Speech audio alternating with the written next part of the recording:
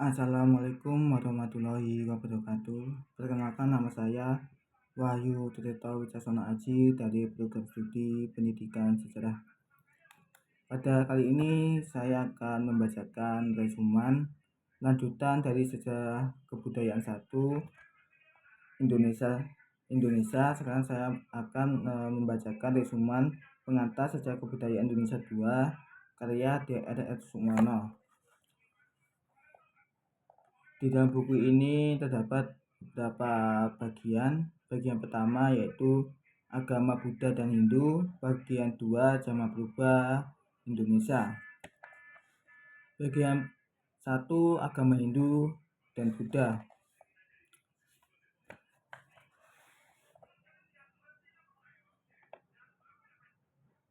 Keagamaan dan pandangan hidup itu tersimpul dalam dua macam agama, ialah agama Buddha dan agama Hindu. Kedua agama ini berpegang kepada dan berkembang di alam pikiran yang bersumber dalam pikiran kitab Weda. Weda adalah nama untuk kitab-kitab suci menurut wedaran tertinggi.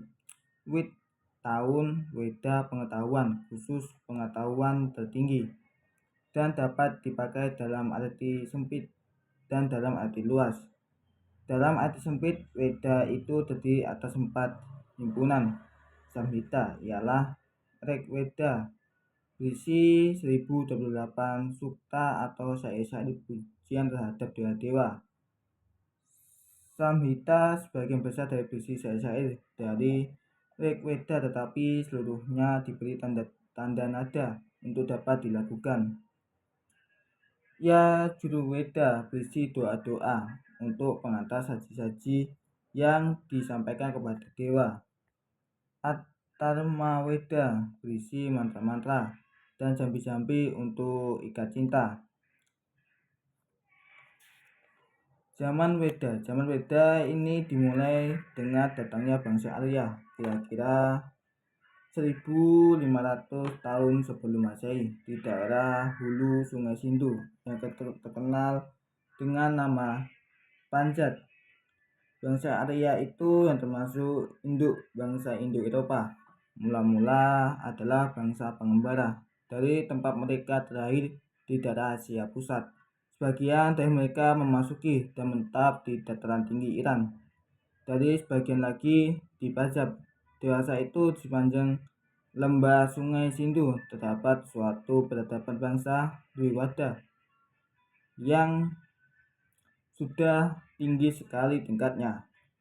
Datangnya bangsa Arya di Punjab itu disertai dengan pertempuran melawan bangsa Drawida. Bangsa Arya itu datangnya bergelombang. Pada suatu ketika daerah Punjab tidak lagi mencukupi, lebih-lebih bagi bangsa pengembara yang tidak mengolah tanah itu. Zaman Brahwana, seperti sudah kita ketahui, Brahwana adalah kitab-kitab suci yang menguraikan dan menjelaskan hal-hal tentang saji dan upacaranya. Apa artinya suatu saji, apa syarat-syaratnya, tenaga gaib, apa yang tersimpul dalam upacaranya, dan sebagainya. Memang selama zaman Brahwana ini yang beragama berpusat kepada saji. Bersaji telah menjadi ilmu tersendiri.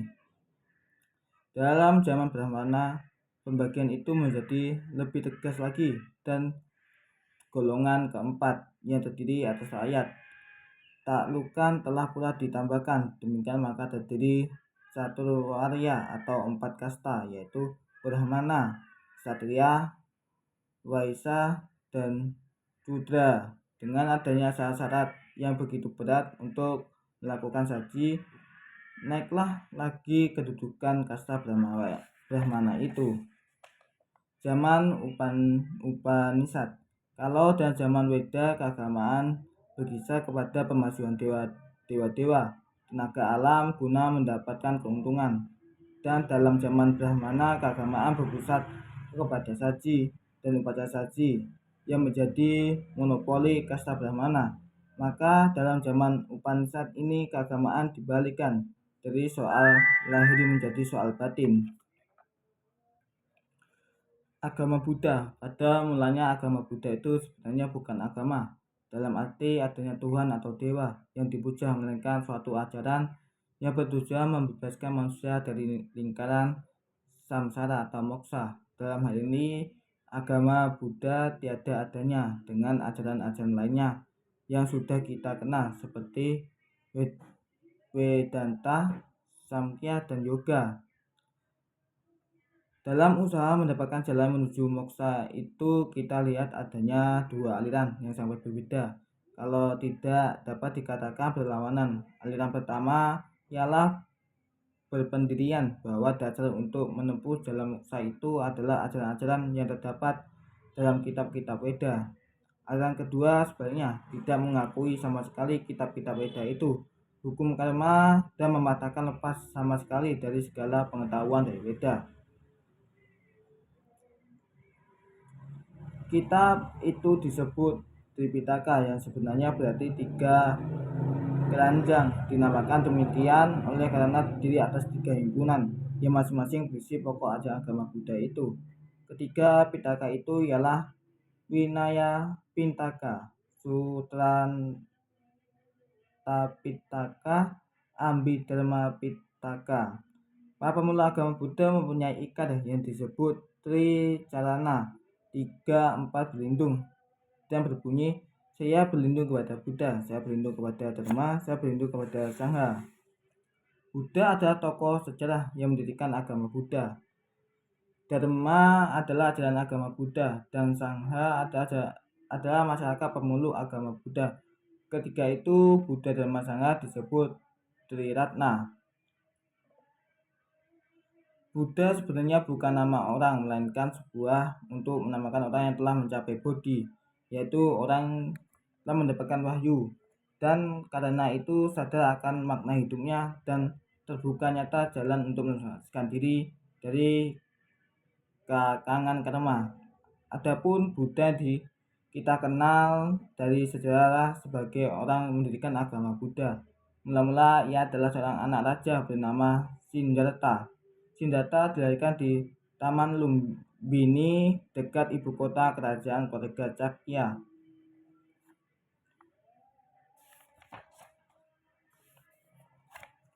Dharma. Perkataan Dharma sudah terdapat dan memegang peranan penting dalam zaman Brahmana. Arti sebenarnya adalah apa yang menjadi dukungan atau beban manusia sebagai anggota masyarakat, anggota isi alam, kewajiban yang mengikat manusia baik lahir maupun batin. Dalam agama Buddha, Dharma dipakai dalam arti ajaran-ajaran Buddha. Bahkan agama Buddha itulah yang disebut Dharma. Adapun ajaran-ajaran itu atau isi agama Buddha berpokok wadah Arya Samyani dan Pralisamupan. Sangha, pemeluk agama Buddha ada 2 macam. Mereka terus meningkatkan masyarakat ramai dan hidup dalam biara, yang mereka yang tetap tinggal sebagai anggota masyarakat biasa. Mereka dari golongan pertama itu disebut biksu kalau laki-laki dan biksuni kalau perempuan. Agama Hindu. Pengertian agama Hindu sebenarnya sangat kabur, tidak mempunyai pembatasan yang nyata seperti agama Buddha atau agama-agama lainnya. Kita sudah pelajari alam pikiran dan kehidupan keagamaan dalam zaman Weda dan Brahmana, yang dengan timbulnya pandangan itu baru dalam zaman Upanishad mendapat perubahan dan arah tujuan yang sangat menyimpang dan yang akhirnya menjadi sistem-sistem filsafat. Sementara itu, rakyat umumnya dengan pandangan serta kehidupan yang sederhana jauh ketinggalan dan bahkan tidak ikut serta sama sekali dalam pengupasan soal-soal filsafat itu.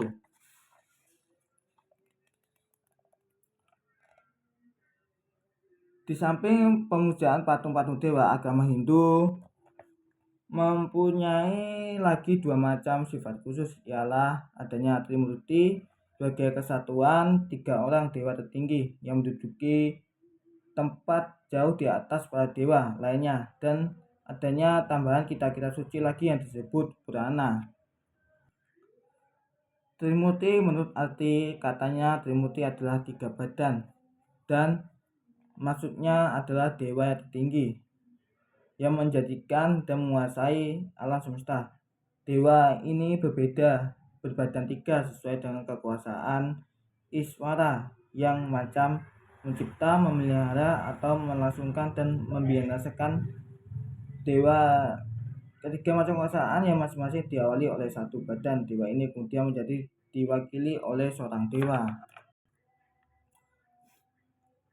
Cakta dan Tantra. Dalam perkembangan selanjutnya, agama Hindu yang bersifat kerakyatan itu tidak dapat menghindari diri dari anasir-anasir filsafat dan mistik, oleh karena kuatnya kepercayaan akan hukum karma dan cita-cita akan moksa. Kegaiban yang meliputi para dewa, tempat manusia menyandarkan nasibnya, yang memohonkan kurnianya, menimbulkan berbagai pemikiran. Meskipun kepada dewa-dewa dikenakan sifat-sifat seperti manusia, namun mereka sangat berbeda juga. Dewa itu kekal, tidak dapat dan tidak akan mati seperti manusia. Maka bertetanglah kalau yang kekal itu berbuat, karena pembuat itu adalah mulanya dan ada akhirnya. Namun dewa itu berbuat, hanyalah yang melakukan perbuatan itu bukanlah sang dewa sendiri, melainkan tenaga gaib yang meliputinya. Tenaga gaib itu disebut sakti. Sakti inilah yang berbuat dan bertindak atas nama dan untuk dewa. Maka seorang dewa berulah lengkap dalam kesatuannya dengan saktinya itu. Kitab suci yang khusus menjadi pasangan dan memimpin golongan sakta dinamakan Tantra atau agama. Di sini terutama sekali dibentangkan berbagai hal keagamaan dan cara-cara pemujaan yang lebih bersifat sihir dan gaib. Masuk ke bab bagian 2, yaitu zaman berubah Indonesia. Istilah sejarah. Kutai, kerajaan yang tertua didapatkan di daerah Kutai, Kalimantan Timur. Di sini ditemukan 7 buah prasasti berbentuk yupa, yaitu tugu peringatan upacara kurban. Prasasti itu bertulis huruf Pallawa yang menurut bentuk dan jenisnya berasal dari sekitar tahun 400 Masehi. Bahasa Sanskerta tersusun dalam bentuk syair. Dari salah satu yupa dapat diketahui bahwa raja yang memerintah adalah Mulawarman, anak Aswawarman, cucu Kudungga. Kudungga terang bukan nama Sanskerta, maka mungkin sekali ia adalah seorang kepala suku penduduk asli yang belum sangat terpengaruh oleh kebudayaan India.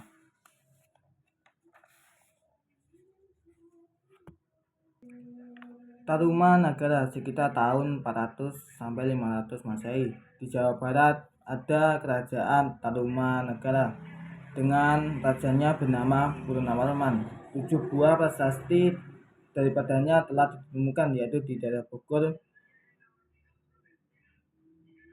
Garato, Kebun Kopi, Jambu, Pasir Awi, dan Muara Santan di daerah Jakarta, Tugu, Cilincing, dan di Banten Selatan, Desa Lebak muncul. Prasasti itu ditulis dengan huruf Pallawa yang berbahasa Sanskerta, yang digunakan dalam bentuk syair. Agama yang menentukan corak alam pikiran sang raja adalah agama Hindu. Sriwijaya. Dari berita-berita Tionghoa dapat diketahui bahwa pun di Sumatera dalam abad ke-7 sudah ada kerajaan-kerajaan, ialah Tonglang Pohwang atau Tulang Bawang di Sumatera Selatan, Melayu di Jambi, dan Kilipe dan Cilivoce atau Sriwijaya. Seorang pendeta Buddha dari Tiongkok bernama Ixing dalam tahun 1600 pada tahun 671 berangkat dari Katon ke India. Ia singgah di Sriwijaya selama 6 bulan untuk belajar bahasa Sanskerta. Mataram, Jawa Tengah. Kerajaan Mataram kita kenal dari sebuah prasasti yang ditemukan Desa Canggal, Barat Daya Magelang. Prasasti ini berangkat tahun 732 Masehi.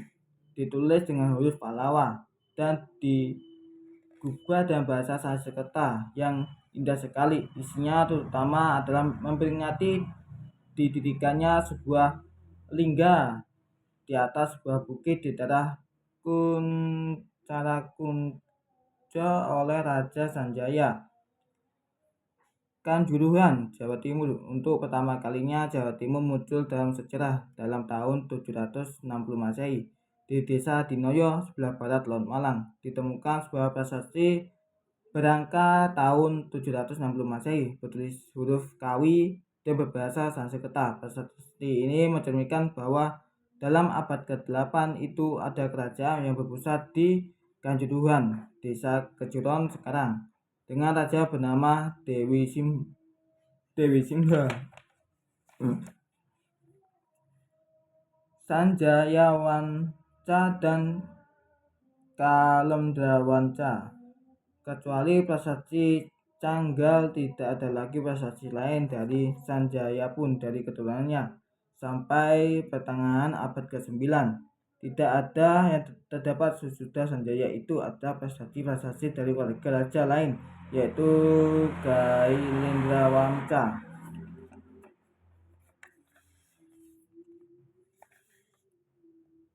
Keluarga Sanjaya berkuasa penuh lagi. Dalam tahun 856 Rakai Pikatan turun dari tahta setelah berhasil menghapus kekuasaan keluarga Kalendra di Jawa. Pun kemungkinan timbulnya kembali keluarga ini dia telah cegah, yaitu dengan mengubur Balaputra yang dari prasasti tahun 856 itu dapat ditemukan bertahan di Bukit Ratu Boko. Icana di Jawa Timur, Madewa di Bali, dan Sriwijaya. Sindok 929-947. Sejak berkuasanya Sindok, maka Jawa Timur menggantikan Jawa Tengah di atas panggung sejarah. Ia meninggalkan banyak prasasti, tetapi peristiwa sejarah tak banyak didapat daripadanya. Dharma Wangca 991-1016. Pengganti Makutawa Wangcamardana adalah Sri Dharma Wangsa. Tugu Ananta Wikramotunggadewa. Tidak diketahui apakah raja ini saudara Mahendra Danta dan dengan demikian termasuk keluarga Isana ataukah bukan.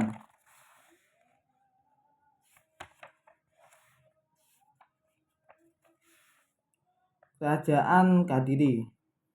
Sampai setengah abad lebih sejak Erlangga mengundurkan diri dari pemerintahan, tidak ada sesuatunya yang dapat diketahui tentang dua kerajaan yang telah diciptakannya. Kemudian ternyata bahwa hanya Kadiri sajalah yang mengisi sejarah selanjutnya. Dari janganlah boleh dikata tidak ada tanda-tanda hidup. Yang keindahannya dikagumi oleh seluruh dunia bernama Dahana. Pertamai surinya bernama Sri Kirana yang luar biasa cantiknya, seorang putri dari Janggala. Kadiri dan Sriwijaya sekitar tahun 1200. Dalam bukunya Cuvansi, Cujukwa menceritakan juga bahwa di Asia Tenggara ada dua kerajaan yang terkemuka dan terkaya. Pertama ialah Jawa dan kedua ialah Sriwijaya. Di Jawa ada dua macam agama, yaitu agama Buddha dan agama para petapa, maksudnya Hindu. Rakyatnya lekas naik darah dan berani berperang. Kekuasaannya adalah mengadu babi dan ayam. Mata uangnya dibuat dari logam campuran tembaga, perak, dan timah. Kerajaan Singosari 1222 sampai 1292. Ken Arok, raja pertama Singosari adalah Sri Rangga Rajaksa Amurwabhumi. lebih dikenal dengan nama Ken Arok. Ia tidak dikenal dari prasasti-prasasti, melainkan hanya dari kitab Pararaton dan juga dari Nagara Kratagama. Menurut cerita, Ken Arok adalah anak orang biasa dari desa Pangkur. Ia disebut sebagai pencuri dan penyamun yang luar biasa saktinya dan selalu menjadi buron alat-alat negara. Berkat bantuan seorang pendeta yang mengambilnya sebagai anak pungut, ia dapat mengabdi kepada orang Akuwu atau semacam bupati di Tumapel yang bernama Tunggul Ametung. Akumu ini kemudian dibunuhnya dan jandanya Ken Dedes dikawininya.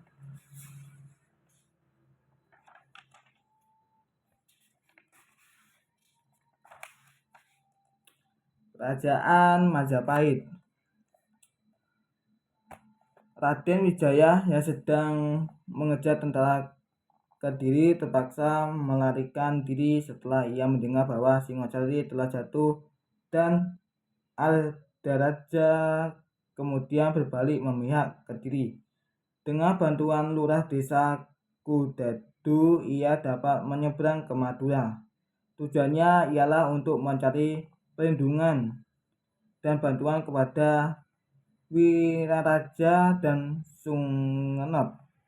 Atas nasihat Wiraraja ini, maka Raden Wijaya pergi ke Kediri untuk menghambakan dirinya kepada Jayakatwang. Atas jaminan Wiraraja, diterimalah pengabdian Wijaya itu, dan ia dianugerahi tanah di desa Tarik yang dengan bantuan orang-orang Madura dibuka dan menjadi desa yang subur dengan nama Majapahit.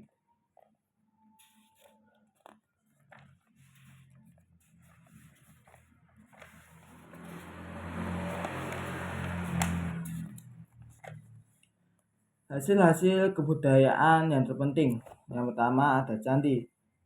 Dari bangunan-bangunan zaman purba yang sampai kepada kita, yang kini masih tinggal sebagai peninggalan kebudayaan purba, hanyalah yang terbikin dari batu dan dari bata saja. Bangunan-bangunan ini semuanya ternyata sangat ada hubungannya dengan keagamaan, jadi bersifat suci. Bangunan biasa seperti rumah-rumah dan sebagainya tidak ada yang berbahan menghadapi gigi waktu karena terbuat dari kayu dan bambu.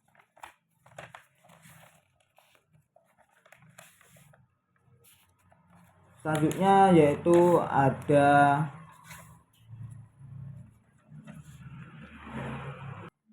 patung dewa. Seperti sudah kita ketahui dari hal candi, untuk raja yang telah bersatu kembali dengan dewa penitisnya, dibuatkan sebuah patung. Patung ini menjadi arca induk di dalam candi. Biasanya sebuah candi itu memuat berbagai buah patung dewa-dewa lainnya. Dengan demikian, maka seni pahat patung itu hubungannya ialah dengan keagamaan. Patung-patung itu menggambarkan dewa atau dewi. Untuk membedakan dewa yang satu dari dewa yang lainnya, maka setiap arca mempunyai tanda-tanda yang sendiri. Tanda-tanda khusus ini dinamakan laksana atau ciri. Selanjutnya yaitu seni ukir. Hasil seni pahat ukir ini terutama sekali berupa hiasan-hiasan pengisi bidang pada dinding-dinding candi. Yang menjadi pola hiasan ialah makhluk ajaib dan tumbuh-tumbuhan sesuai dengan suasana Gunung Mahameru.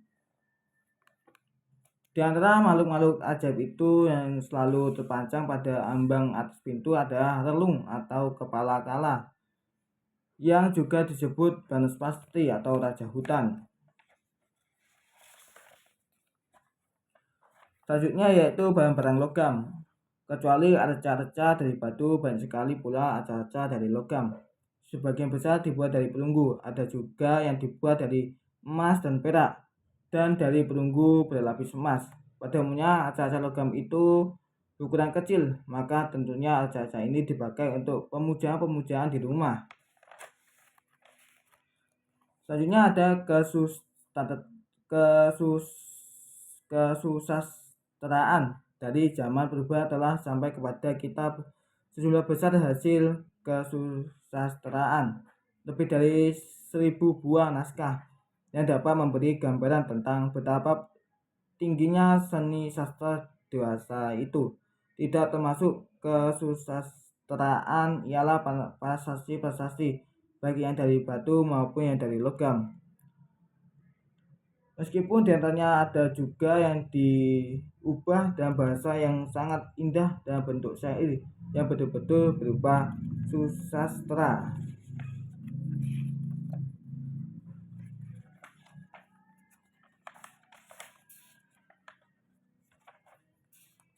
Selanjutnya yaitu masuk ke bab terakhir, yaitu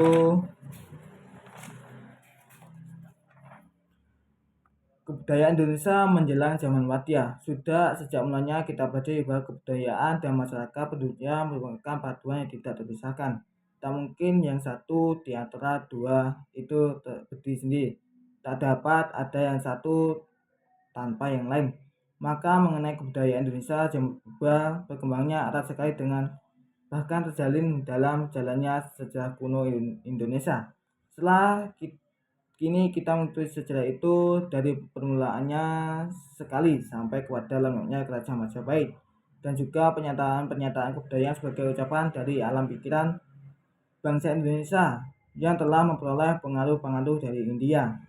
Dapatlah kita meninjau secara keseluruhan bagaimana kebudayaan Indonesia berubah itu untuk kita hadapkan kepada perkembangan selanjutnya. Di dalam zaman Madya, kita sudah ketahui bahwa kebudayaan itu bagaimana juga sifat serta kuatnya pengaruh dari luar dan meresapinya tidak akan mati selama masyarakat penduduknya semula masih tetap berlanjut. Demikian juga halnya dengan kebudayaan Indonesia dalam menghadapi pengaruh-pengaruh India yang terutama tersimpul dalam agama Buddha dan Hindu.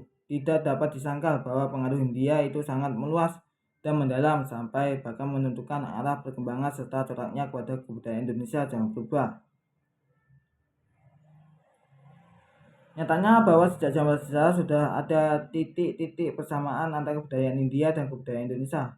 Pula bahwa antara kedua bangsa itu sudah ada berhubungan mulai laut, maka bertemunya kedua kebudayaan itu sudah menjadi wajar.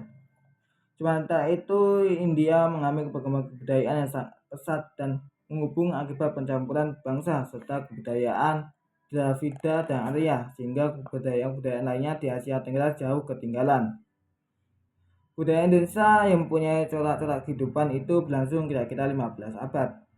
Akan tetapi dalam waktu beberapa abad pertamanya pengaruh-pengaruh India itu sudah tinggal. Sebagai ulasan saja, kekayaan kebudayaan Indonesia sudah mendapat kepribadian sendiri di dalam keadaan yang telah berubah itu. Prestasi-prestasi Raja Mula Warman menunjukkan proses penghinduan. Hurufnya yang dipakai adalah huruf Pallawa, bahasa Sanskerta turunan Kedungga, menjadi bernama Mula Warman, dan untuk pacar-pacar didatangkan Brahmana dari jauh. Berikut tadi adalah resumen penjelasan dari buku Pengantar Sejarah Kebudayaan Indonesia II karya dari Dr. R. Sukmono.